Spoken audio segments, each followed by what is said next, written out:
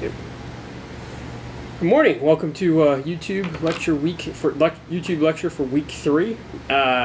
Just want to give everyone a heads up and join the course, teaching the course so far, and I hope you're getting something out of it. I'm going to try and have these YouTube lectures every week so that you can see me and so you can actually get some face-to-face lecture time for the course. So with that being said, 3 questions I want to cover, or 3 main topics I want to cover this week, and they're brought up in your discussion sections. The first question is why Al-Qaeda has not crossed the threshold of WMD that Om Shinrikyo has, or what's the difference between Al-Qaeda and Om Shinrikyo, why one uses WMD and the other does not. The second topic I want to talk about is deterrence and counterterrorism, which isn't necessarily brought up in your readings, but I think it's an important supplement to understand terrorism and forecasting future terrorism threats and trends. And the third thing is just general WMD hurdles, technical capabilities that have to be overcome, and why it's hasn't happened yet as far as Al-Qaeda. So, with that being said, I just want to cover the first question. So the big question is, why has Al-Qaeda not crossed the threshold of Om Shinrikyo? And in your readings, you should know this, and some of you could probably remember this. Om Shinrikyo in 1995 launched a sarin attack against the Tokyo subway system. Resulted in 15 people killed. It should have resulted in a lot more casualties, but the sarin was distributed improperly, which inhibited a more successful attack. Al-Qaeda, which despite all the resources has not conducted such an attack. And the key questions are why? Why was Om successful? Why did Om Shinrikyo do it? And why hasn't Al-Qaeda not? And I pretty much boil it down to 3 reasons. The first, and I think the most important, is a combination of technical ability and permissive environment. Om Shinrikyo not only had scientists on their payroll, so to speak, but they had the ability to test, to use trial and error, to manufacture, to conduct rehearsals for use of WMD. Not only did they have that environment, they had that environment close to their potential target. They really had a permissive environment that Al-Qaeda will never have. And you see this in the readings, they were able to do trial and error, they were able to do reconnaissance, they were able to do rehearsals, they were able to transport the material without worrying about customs interdictions or immigration or homeland security for Japan coming up. In fact, Japan has at the time, a poor record of law enforcement, especially if you compare it to the United States. Japan doesn't have the same society values on police, and there's no FBI. At the time, there was no FBI in Japan, so there was no ability to detect Om's preparations. And this is why Om was allowed to test freely. They were allowed to conduct their attacks, or allowed to do trial runs without worrying about law enforcement. If Al-Qaeda tried to do something similar, let's say in upstate New York, for a potential attack on the New York subway system, they'd be caught within a day. So that I think is the biggest importance. And if you're going to conduct a WMD attack, you need to have trial and error. You need to have rehearsals. You need to have a place where you can set up, where you can produce quite freely. So that's the big one. Second reason why Al-Qaeda has not engaged in WMD is the financial resources between Om Shinrikyo and Al-Qaeda. It's kind of a myth that Al-Qaeda has this billions of dollars to spend. In fact, especially after you look at some of the documents that came out of the UBL raid, the Osama bin Laden raid, you know that Al-Qaeda was cash-strapped. They couldn't spend money. In fact, they'd been ripped off for trying to get WMD. They had been victims of hoaxes by enterprising criminals that said they had highly enriched uranium, and they were subsequently proved to be false. So they had Al-Qaeda is actually a quite cash-poor terrorist organization. On the other hand, had plenty of financial resources. And this is probably the scariest thing when you think about terrorist organization, because the estimates vary, but had almost $1 billion in assets. Most of their members had signed over all their financial resources to Shinrikyo, in fact, to the head of it, in order to join the cult. So they had money to hire scientists, to hire people, to have a testing facility. I think that's the nightmare scenario, is when you have a occultist group that has all this financial resources to do what they want. So that's I think the second reason, and the third reason is ideology. Shinrikyo it was an end of the world cult, and just like a lot of cults, whether it's Jim Jones in Guyana or David Koresh in Waco, Texas, they had that end of the world cult, and or end of the world vision. And in order to, if you have that type of mentality, you're very likely have little prohibitions in conducting a WMD attack. Specifically, if a cult is in its downward spiral, as Ohm was, as David Koresh was in the Branch Davidians, when they're in this downward spiral, they're more likely to use some pretty heinous methods to bring people more into their flock. So that's a big reason why Shinrikyo conducted the WMD attack. 90% of terrorist organizations do not have that vision. In fact, 90% of terrorist organizations have a very specific political goal that using WMD would not be in line with it. If you want to expunge the Israelis from the Gaza Strip, you're not going to use WMD to do that. That's going to make your cause look bad. If you want to free Tibet from Chinese overthrow, you're not going to use WMD. 90% of terrorist organizations do not use it. Al-Qaeda has had a desire to use WMD, but I'm not sure it's as clear-cut as people think. There's a lot of people who think that Al-Qaeda, they have to use WMD. They're going to use WMD. It's almost inevitable. Osama bin Laden had said information of sorts, but there's reasons why Al-Qaeda might be restrained from using WMD. They don't want their organization to be destroyed. In fact, after 9/11, in the worst parts of the Afghan campaign in 2001, 2002, Osama bin Laden almost apologized, or he did apologize to his subordinates for 9/11, saying, I apologize for conducting these attacks.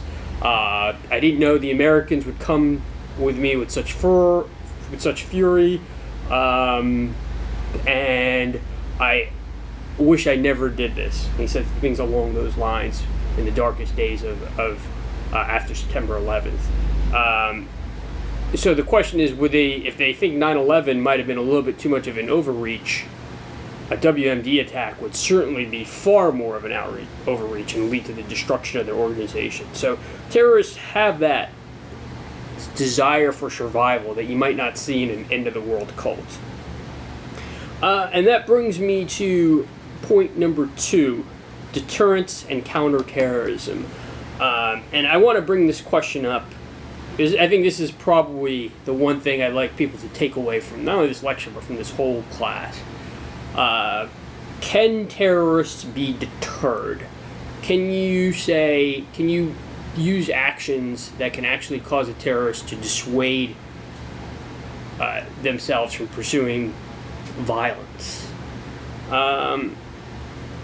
And as counterterrorism professionals, which you all ascribe to be, I think you should always look at that. You should look at not only how many terrorists can I kill, not only how many homeland security measures can I implement, but you should look at how can I convince people not to support terrorism? How can I convince terrorists to go to the other side, to not engage in this activity. If you focus your efforts on that avenue, that's how you'd be successful in this profession, or that's how you secure our nation better.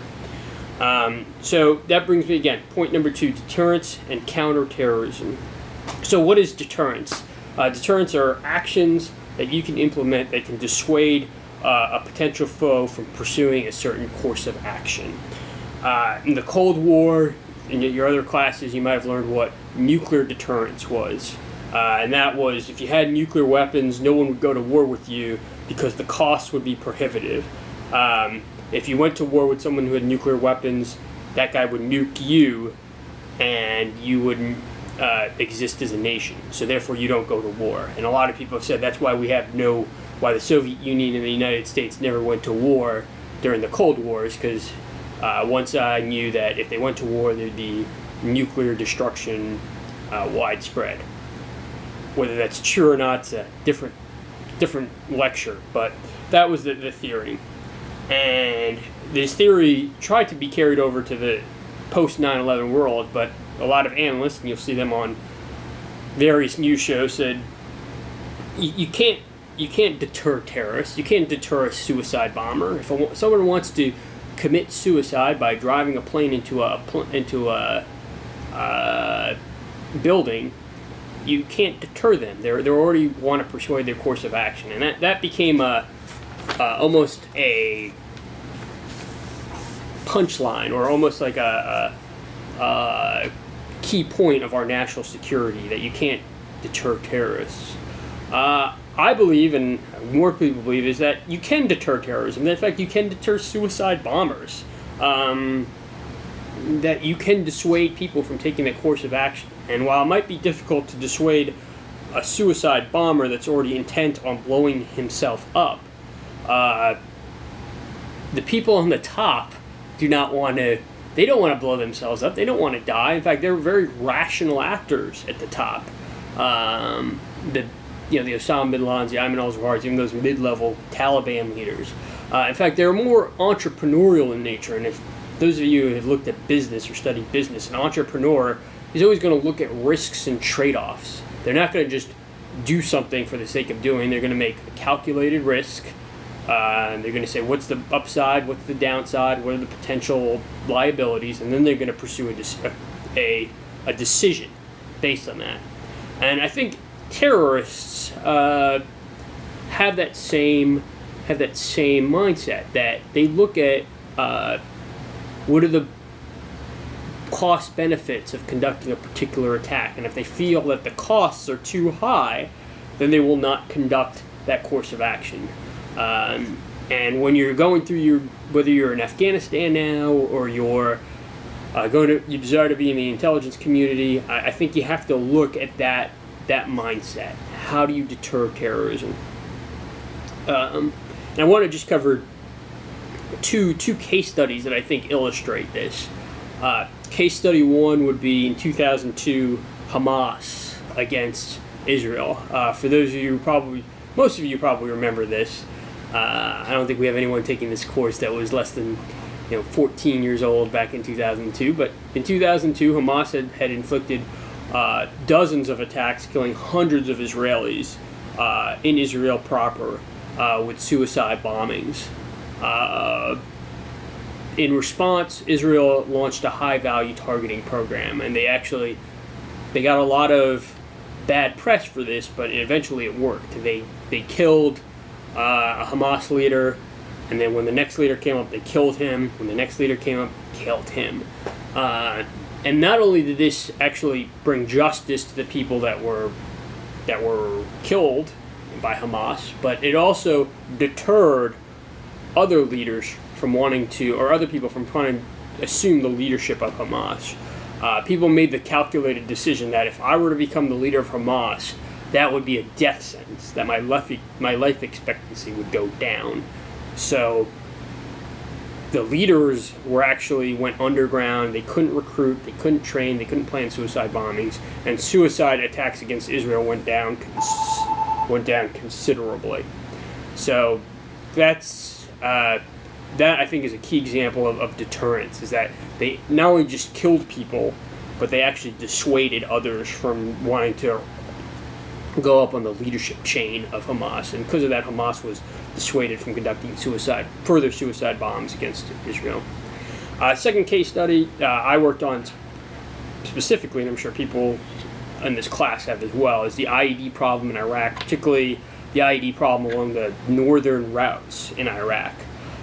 2005, 2006, around Tampa was a major highway going from Baghdad to northern Iraq, and several innovations in IED defeat came about, most specifically with the intelligence, surveillance, and reconnaissance. We were able to kill people in placing IEDs. I mean, that's what it came down to, is that if you place an IED, more times than not, it would be a death sentence. So not only did that cause people to not place IEDs because they would be killed, but it dissuaded others from placing IEDs. It also increased the amount of money it took to convince, from the insurgents, to convince someone to place an IED. So instead of $100 to place an IED, because it became so dangerous, suddenly the price jumped up to $500 to place an IED. And that taxed the insurgents' ability to pay, which resulted in more people dissuaded from placing IEDs, which caused overall decrease in letalities in that particular sector. So that's something I want you to consider. So some of you are in Afghanistan now, and you might be told, hey, how do we take on the Haqqani network? And you should look at not just killing them, but how to use your effects to actually dissuade others from supporting the Haqqani network. And that I think is the key challenge. And the last thing I just want to talk about, it's brought up in your lecture, is threshold for WMD. And I think the biggest one is the technical nature. And I covered this a little bit earlier. But nuclear terrorism is something that's brought up a lot, and you'll bring it up future in the class. But it's not as easy as some people in the media seem to make it out to believe. In order for there to be a nuclear attack, there has to be what's called highly enriched uranium. And in order to make highly enriched uranium, you have to go through a very intensive man-made process involving centrifuges and highly scientific processes that are not available to just the average Joe or average Joe terrorist. Now, there's talk of stealing highly enriched uranium either from the former Soviet Union or maybe even from North Korea. And even if they were to steal it, there is a very technical threshold that you have to overcome in order to use nuclear terrorism or to actually create a bomb. So it's not as easy as people make it out to be. But with that being said, anything that we can do to increase the technical hurdles for people to use nuclear weapons is critical. So that's the key point. And the same thing almost goes for chemical. I talked about this earlier. Sarin is something that is not very easy to come by, and when it does, you need almost a huge apparatus to be able to employ it. Even Aum Shinrikyo, despite all their resources, could not employ sarin to a point where it caused more than 15 people to die. And they had, again, money, time, resources, trial and error, etc. So it's not as easy as people make it out to believe. And then on the biological side, yes, biological is a threat, and it is a problem. But again, you still have to make some sort of resistance to, I'll say, you have to make some sort of disease or some sort of toxin that's resistant to immunities, resistance to vaccines. You'd also have to weaponize it, which is a lot harder. Many of you remember the 2001 anthrax incident, but anthrax isn't as contagious as, let's say, smallpox. And it only, at the end of the day, still only killed 3 or 4 people, and it was done by what believed to be a very, very skilled scientist. So that's just kind of wraps up some of the technical thresholds. So with that being said, that wraps up the lecture, and I'll look forward to seeing you guys on the discussion board. Have a good day.